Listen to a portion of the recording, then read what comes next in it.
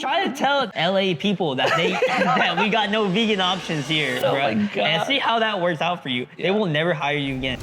What is up? I'm some dude named Dez. And I'm some dude named Jacob. And today we are going to teach you guys how to properly price out your shoots. So I remember before, when I first started off, I would see those ads of people saying like, oh yeah, we locked in $70,000 of shoots and yada, yada. Those are actual numbers. Like you can actually nail those numbers. I think everything that we put out is like pretty fair, is competitive. I mean, we're actually on the low end yeah. of a lot of production companies, which is still wild to me. Down in the description below, we'll put the actual budget sheet so you guys can follow along, use it yourself. Okay, we use Google Sheets usually. I'm really big on formulas because it makes life easier. So it's 2025, you know, it is time to start doing things proper. A little bit better, yeah, more professional. And that's exactly what we're gonna show you right now. How things are scaled and how you could profit from this. One thing that we don't really have here is the base number. By now you should know your day rate and then your half day rate. And then that's where all these numbers are gonna start falling into place. We're a small team, so we have to wear many hats while we do things. So we don't necessarily have a price for gaffers or even sound people because everyone on the team understands what to do in that situation. So we kind of divide and conquer. But for this one, we have 3 people. We're gonna have a DP/director, that's gonna be me, BTS videographer, and then we're gonna have a photographer. So in the description, as you can see, we have $350 an hour. The actual like base per hour, how we got that number won't be shown, but we'll just do $350 per hour for production team. And then they tell you what they kind of want, like the scope of work, technically. And you can kind of say like full issue 8 hours, right? So let's leave it at 8 hours. So then I go over here, the cost, I mean, Excel makes it very easy. 350 times 8, 2,800. So when I first started off too was, I didn't separate production and post-production. I just kind of gave a flat out number. You need to kind of separate those two things because they are completely different. So that 2,800 is gonna be the day of us being there. That's not even, there's no edits yet. So the next item is the studio rental fee. The reason why we have this and it's not included is because that takes away from business that we could be making from rentals. Yep. So we have to kind of compensate for that. So a studio rental fee, usually for us, $100 an hour to rent the studio. That would include lighting, audio, grip, and all the studio amenities that we provide. And cameras too, obviously. Yeah. Yeah. If someone rents the studio, we don't have to do anything. I mean, Yeah, we literally just open the door and kind of let it happen. yeah, exactly. So And you have to include that if you have your own space. Yeah. Because you are losing out on a lot of money if you don't. $100, 8 hours, very easy, $800. in our peer space in Gigster, the actual number is lower. Our hourly rate is $69 an hour. So that little gap there is what's gonna cover internet, electricity, water, and all that. You can bake that all in. A little cushion for like insurance and all the other things. All right, you guys, so for our next item that we have, stylists. As you continue your journey, you need to build your CRM. Basically just have like a list of everyone you know, what they do, so you can refer them. Now, other production companies, let's say they have stylists and stuff like that, they will tack on a margin if they're hiring that stylist. So that margin would go to the production company. I know we could do that here, but we don't. Typically, like a margin would be like 10% or something like that. For us, we don't want to just kind of penny pinch. So in this industry specifically, it's all about kind of like how you treat people. I'm including this because usually we are the ones to acquire a stylist. I have had it before where they already had their own stylist, so that was never a part. Basically, we ask them, what's your rate? Let us know so we can just tack it on to the fee for them. So for the sake of the video, let's just say it is one stylist and then one assistant, $1,000. Yep. Let's say for the day. Okay, so brings us to our next thing is set design. This varies depending on what the client needs. Also depending, financially you should be reimbursed for a yeah, client that comes in and wants to change like the whole look of everything. You know what I mean? Because that takes time. So when you're doing things that's like not even the day of the production, like for sure you should be paid for it. Keep it very simple. If you have an all white psych wall, you know what I mean? All of a sudden they want to get it painted black. Who's getting, like, am I supposed to pay for that? Are you gonna reimburse me for that to paint it black because you want to use our space? And usually we're pretty fair about it. Kind of depends on the resources. We always give them receipts. This is where that markup comes in. For example, we did this Christmas shoot. So we had to create a bedroom. It's not just buying the thing, it's setting it up. That's where that percent markup comes in to add on top of the cost of the materials are. Let's just say like our materials is paint. So 3 red paint, I don't know. That'd be on like 150. Again, we're in California. In Los Angeles, paint's about $40 per gallon. And then, dude, brushes are expensive. Okay, yeah, okay. So like, So that's put on. I'm gonna put 200. 200, Yeah, yeah. 200, let's just say. All right, so for next item, it would be crafty. What is crafty, Jake? So crafty is basically all the snacks, drinks, lunch, breakfast. I mean, depending on how long you're shooting dinner, you know? It's a general name for like providing food to the set. Yeah, that includes the production team, Yeah. the company that hires you, the staff. Anyone that is there working that day, you need to provide to them. Crafty is very, very, very essential. The last thing you need is for your talent to just be hungry, not feeling good, and you don't have anything to provide for them. Make sure you have a solid budget for Crafty. And also all the allergy restrictions, make sure you get all of that way beforehand.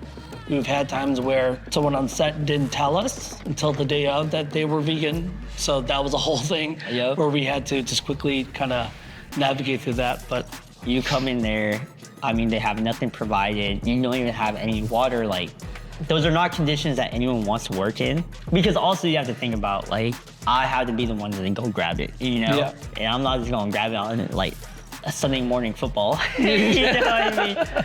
okay, so 10 to 12 people is about that. Yeah, that sounds Yeah, about right. 10 to 12 people is like $1,000 for an 8-hour day. Yeah. I mean, So that's breakfast, lunch, snacks on the yeah, table. exactly. Yeah. A few things, utensils. You need ice. Ice is a major thing. We've got the regular size water bottles. Yeah. They're just half drinking all around the studio. Do the half. It's always nice to have like a microwave or something to reheat things. You order that shit maybe like 3 days in advance. Yeah. You really don't have to do it that far in advance because like there's so many Places. restaurants. Yeah, it's not that neat where you have to do it. But you really cannot do it the same day. Yeah. Like it's not even possible. Also custom cost too. You can obviously buy in bulk at Costco, granola bars and all that.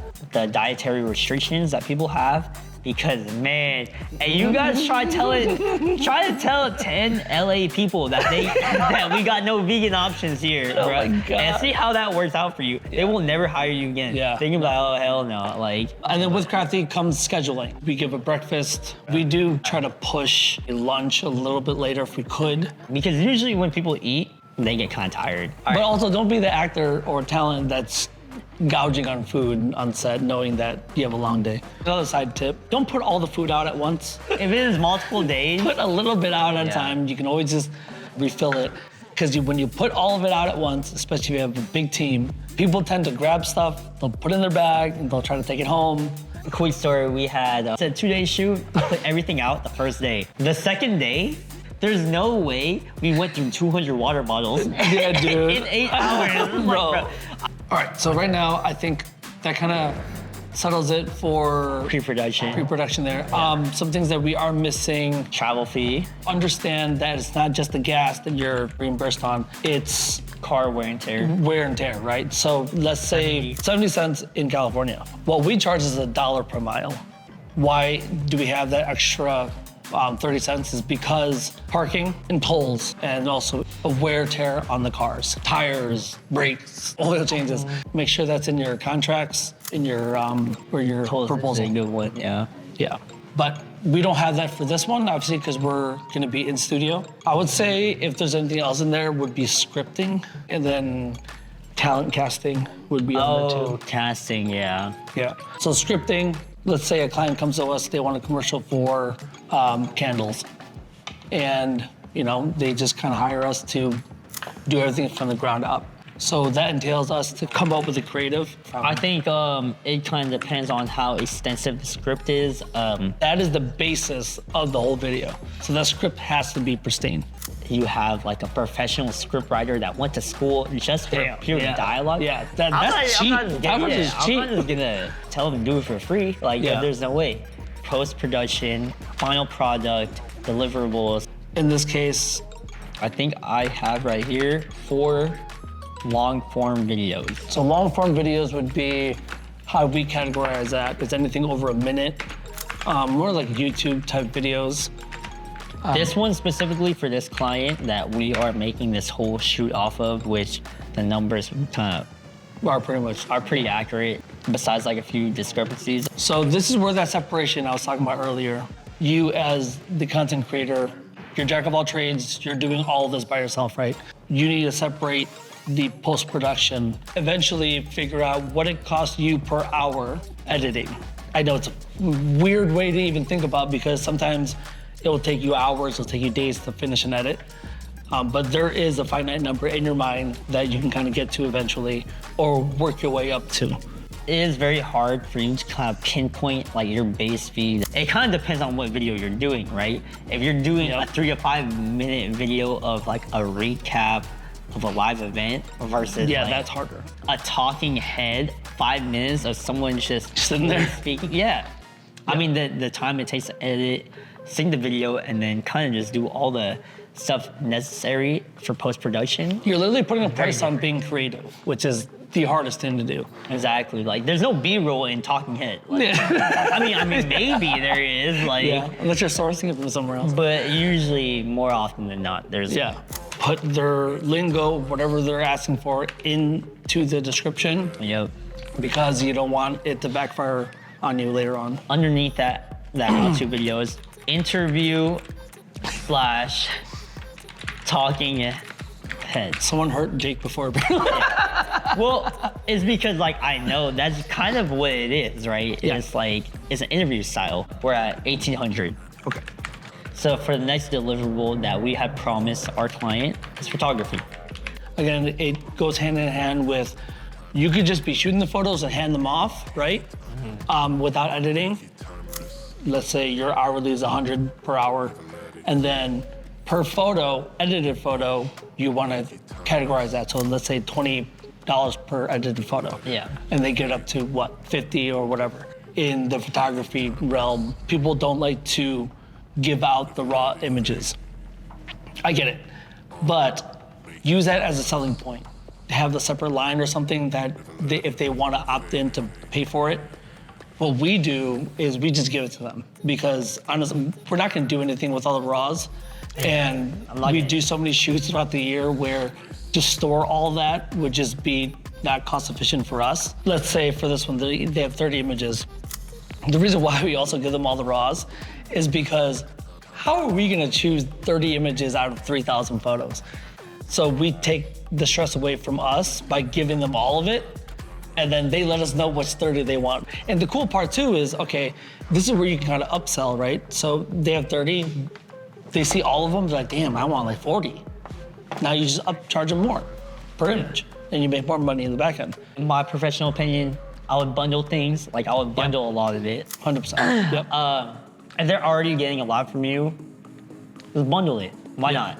You don't want to be stingy, and when you give them a favor like this, kind of a returning client. So for us, we're doing $25 per final editing image. So a lot of this also comes from the fee that we have to charge. Like, I mean, if you outsource like a photographer, you have to pay that person. Well, yeah, those photos. Yeah, whatever the fee is. Yeah. Yeah, that is also included in the 25 per final image.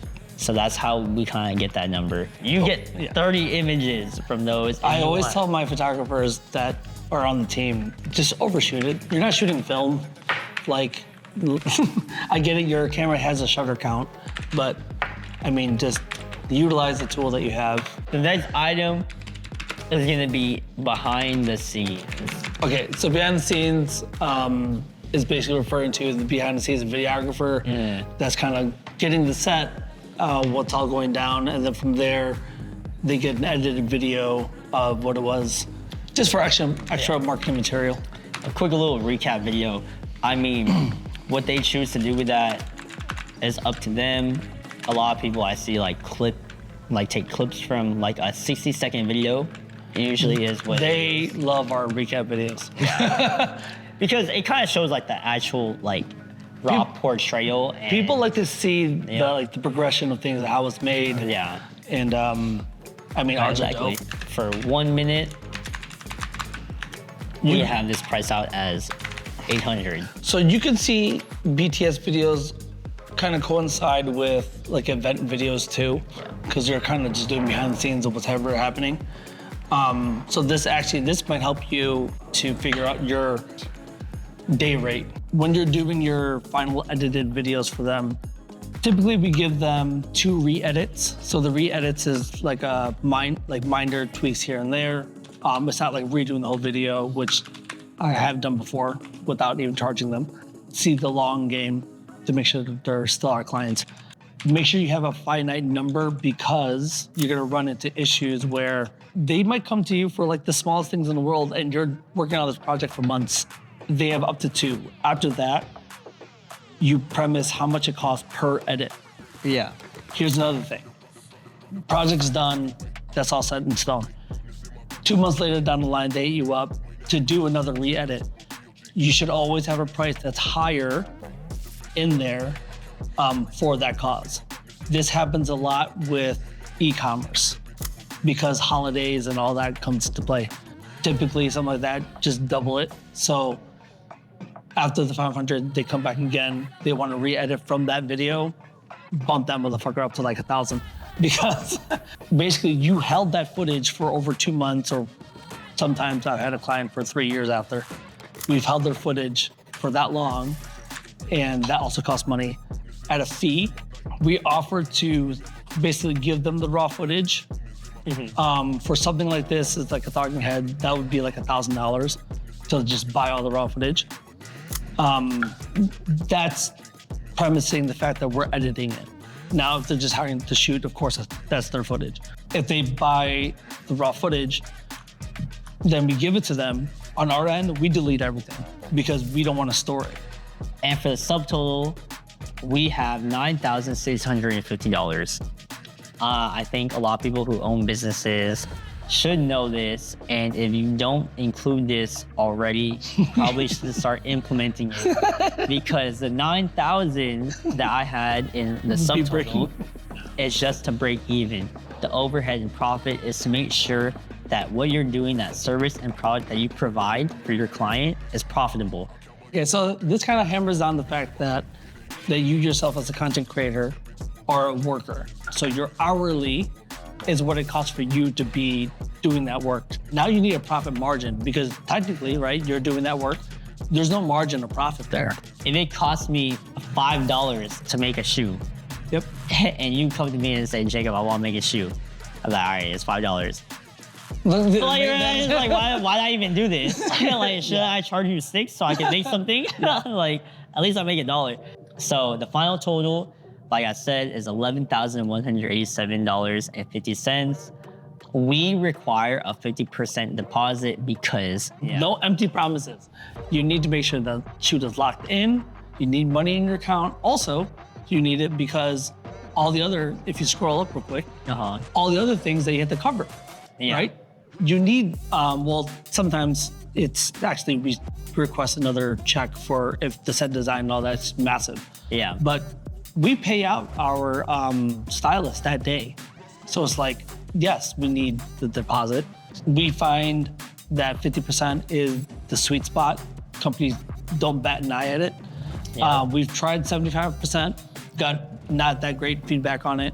It's kind of a rough number, especially when you're getting into bigger numbers, when you're 30, 40,000.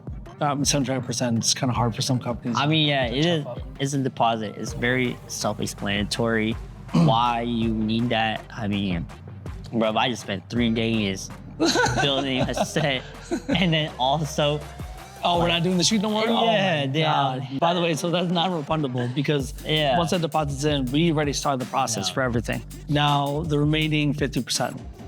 This is what I've learned throughout the years. I used to get the remaining 50 at the very end when the case is closed, deliverables are Final out. product. Yeah. Yeah. That's kicked me in the ass. Don't do that because sometimes post-production takes way longer than expected. And you're out like 2 months without the rest of the money. Now we require the remaining 50% to come at latest a net 7, which is 7 business days after the shoot. Or typically what we ask for is the remaining 50 the day of the shoot. All right, anyways, that's all it is.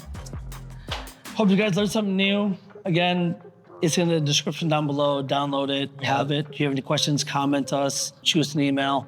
Save this, send it to a friend, and hope you guys are profitable this year. Yeah. I don't know what else to say about that. This has been Some Company Inc. with your tips and tricks to survive 2025, I guess. I don't fucking know. Yeah. Peace, guys.